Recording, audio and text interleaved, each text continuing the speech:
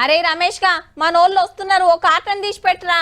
నీ అవ్వ ఈడ దొరకదాయే, ఆడికెళ్ళి తెద్దామంటే నడిమిట్లా పోలీసు పట్టుకుంటే కష్టమాయే, ఏం చేయాలి?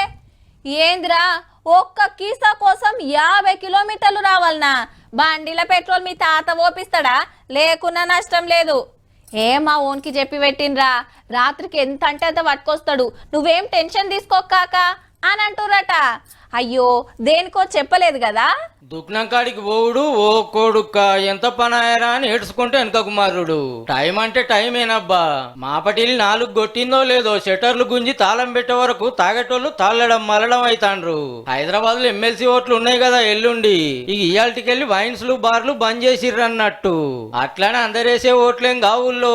సిటీలు ఉండే ఎమ్మెల్యేలు ఎమ్మెల్సీలు ఎంపీలు కార్పొరేటర్లకే ఓటక్కు.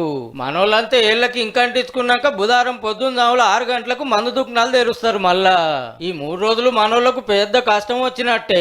ముందే ఎండాకాలం ఆయే, బాడీ కూల్ చేసుకుంటానికి బీర్లనే నమ్ముకుంటారా. ఎలక్షన్ గురించి ఎరుకున్నోళ్ళు ముందే చదువుకొని కాటన్లు వేసుకపోయినరట. పాపం తెలియనోళ్లే తెల్ల ముఖం వేస్తాండ్రు. ఏహేడ దొరకకుంటే సిటీ శివార్లకు పోతే మస్తు మాల్ దొరుకుతుందని పోయేటోళ్ళు చూతుంటారు. ఈ ముచ్చటి ఇట్లుంటే ఎమ్మెల్సీ ఎలక్షన్ లో బీజేపీకి మజ్లిస్ కే కొట్లాట. పతంగి పార్టీ కోసం కాంగ్రెస్ వాళ్ళు త్యాగం చేస్తే బలగం లేదని బీఆర్ఎస్ వాళ్ళు దూరం ఉండ్రు.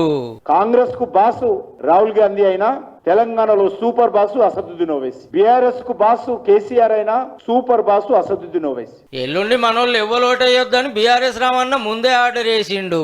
కౌన్సిల్ లో ఏదైతే ఎలక్షన్ ఉందో ఆ ఎలక్షన్ ను మనం పూర్తిగా బాయ్కాట్ చేద్దాం.